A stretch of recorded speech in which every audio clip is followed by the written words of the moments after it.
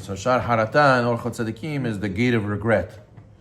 What is regret? Regret is when Adam davar v'chozer bo mitnahem al ma'aseh. He did something and then he wishes he never did that. He says it's very valuable to have harata li'inyan teshuvah. When does teshuvah, meaning I regret that I did a sin. So much so powerful as a regret. The Farshim explained that's what makes it that your sin gets erased. Hashem makes it that however you feel about it, that makes it in the past, it's gone. Or you can make it to a mitzvah, right? If you do tshuva from ahava, so all those donot turn into mitzvot. But a person who's tohel rishonot, the other way, right? The other way. If a person feels bad that he did mitzvot, he says, why did I go to shiur? Why did I give tzedakah? For what? And he feels regret, chaz v'shalom, he loses all those mitzvot. Why did I help this guy? Yeah, so the regret is so powerful, it can even erase the mitzvot he did, right? So for teshuvah, it's important to have harata. He says that it's impossible to do teshuvah without harata. Harata, you have to understand, is hard. It's very hard to do it because a person says, yeah, I regret doing the sin. You don't really regret it. Okay, you know it's wrong, but listen, I went yesterday, I had a good time, I did avera, I enjoyed it. What do you mean I regret it? You don't regret it, you had a good time. It means you really feel bad. It wasn't worth it. I don't care. It wasn't worth it doing all that avera. How much I damaged my neshama, it wasn't even worth it to do that avera. And for 5 minutes, I sold my neshama for what? So therefore, he regrets it. That's really what a person is supposed to do. Really feel it, not just say it. He says, for example, the mashal. He says, "Eved avdoz sarach alav v'kesh mechila met hamelech." Servant, he did something bad to the king. He offended the king, and he asked for forgiveness. He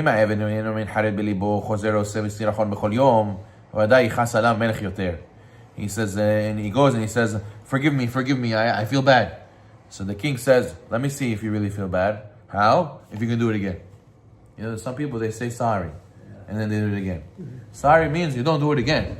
Every day the guy bumps into you. Oh, I'm sorry. And the next day he bumps into you. Sorry. Okay, it's already so many times you pass by, you bump into me, or you do it on purpose, I don't understand. You say sorry, it means you feel bad. Next time you're going to go extra, a little bit to the other side, so you don't bump into me.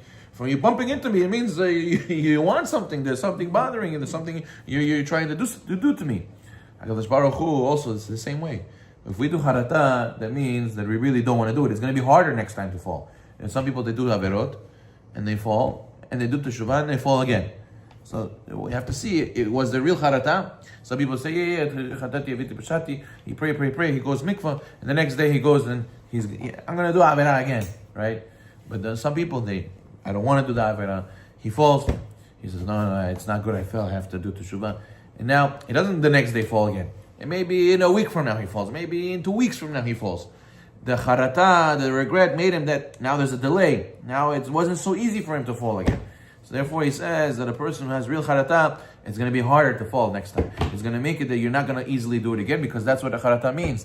You say sorry and you try not to do it again, and you really feel bad, and it's going to take longer to do it. But a person who does it right away, he didn't really have charata, he didn't really have regret. He says, imagine you steal, right? He steals from the king, and he feels bad, and he asks every day to the king, I'm sorry, I stole from your money, from your treasury, forgive me. And he does it again. En safek shezeh hagazlan marbe alav rog ez hamelech v'akad shat mechila. Imagine he steals, he goes to the king, I'm sorry, I won't do it again. Okay, I trust you. Then he steals again. What do you think is going to happen when he asks him for forgiveness? You ask him for forgiveness? Chutzpan, how dare you? I'd rather you not talk to me. I'd rather you not say, forgive me. I'll kick you out of the castle. I never want to see you again. You want to ask me again forgiveness? You think I'm a fool? Blind man loses stick once, not twice, right? So therefore, it's a bigger chutzpah when a person prays and asks for forgiveness when he doesn't take it serious. Person thinks, I do teshuvah, as long as I punch my heart, I go to the mikvah, give some tzedakah, Hashem's going to leave me alone. He's not going to be upset with me. No, what do you mean? Every time now that you ask and pray and do teshuvah, pretending, you're making the king even worse, even more chutzpah.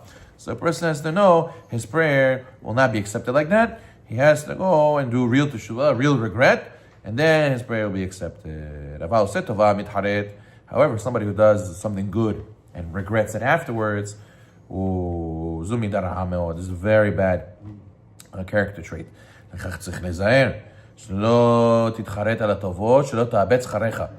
order that you should not regret the good things you did, and then don't lose the reward.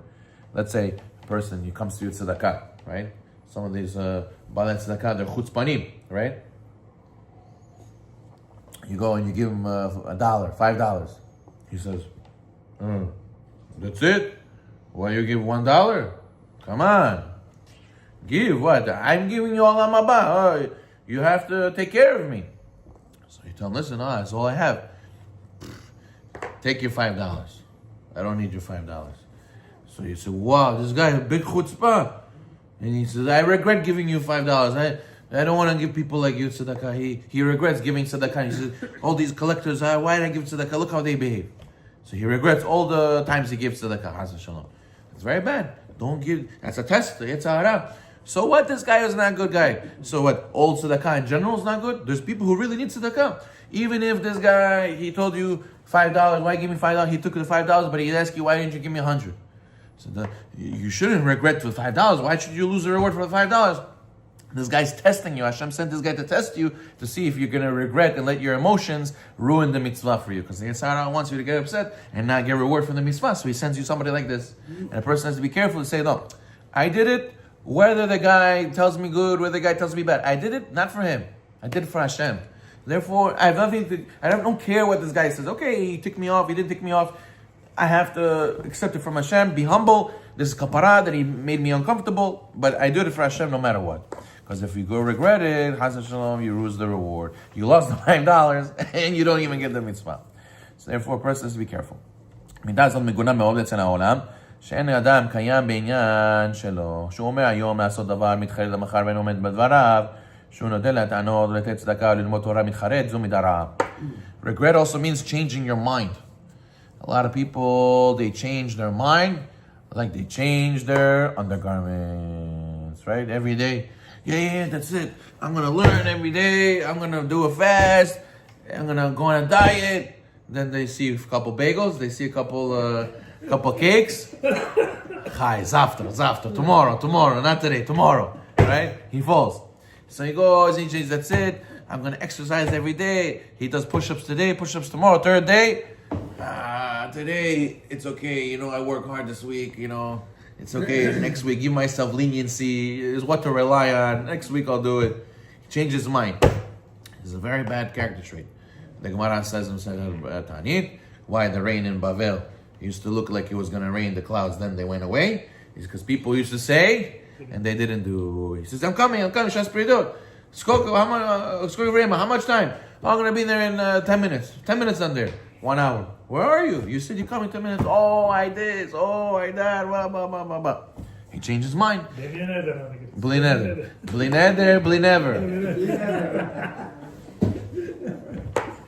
One time I said to somebody, Bli neder. He says, hey, why ask you? Why ask you? That means that you're not going to do it, right? But a person has to be careful not to regret and change his mind when you're doing something good. He gives example, learn Torah, give tzedakah. He vows he's going to fast. He regrets it, then he changes his mind. You got to be a person who knows how to make a decision. Person, sometimes he sees people, he gets excited, he gets a hype. He's, I see people with the blue strings. Let's say I want to start wearing the blue strings. I see people going to mikveh. I'm going to start going to mikveh. He sees it, but he doesn't keep doing it. He just he jumps on this for a little bit. All of a sudden he became Breslover, so he's doing Breslov for a little bit. Then he jumps and he becomes this and he becomes that. And he's all over the place from custom to custom to custom. He says, that's not good.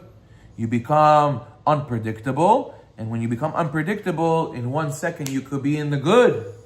And then you could lead to Chas v'shalom, the bad. If you don't know how to stick to something, word is a word. Right? Like we said, the famous story of the Chavetz Chaim, where he told his daughter, I need you to help me put the stamps in the book. He published his book, right? So they need to fix a couple books and put them away. So it was a couple books on the table. She said, Abba, please don't bother me right now. I want to play with my friends. I'll even do 100. Don't worry, I'll do it later, just not now. She said, okay. He said, okay, no problem. There was maybe 5-10 books on the table. She came back, she sees 100 books on the table. He said, what is this? He says, you said 100? You're going to do 100. You're going to keep your word. He said, what do you mean? I said, how can you go against your word and lie? He used to go and make everybody stand on their word. A word is a word.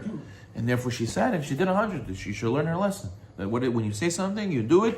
If you can't do it, so don't say it.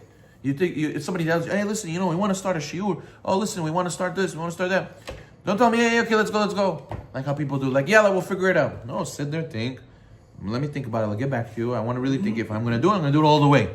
If I'm not going to do it all the way, if I can't commit from now until next year, maybe it's better I don't say yes. So you're going to say no to a lot of things. Okay, fine. Better you do a lot of things, a few things serious all the way, not flip-flop, than to do a lot of things that you flip-flop one day yes, one day no. You know how many people started Daf Yomi? You know how many people started saying every day I'm going to learn? How many people started saying I'm going to come to Nets and they fall? But what do you do when the guys see the new guys, they coming? And one day yes, one day no.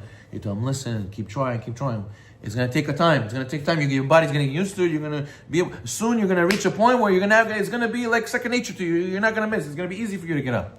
And a person has to know that you try. It's not going to happen right away that you're going to be able to say something and keep it 1,000%. But in your mind, you have to know that's the truth.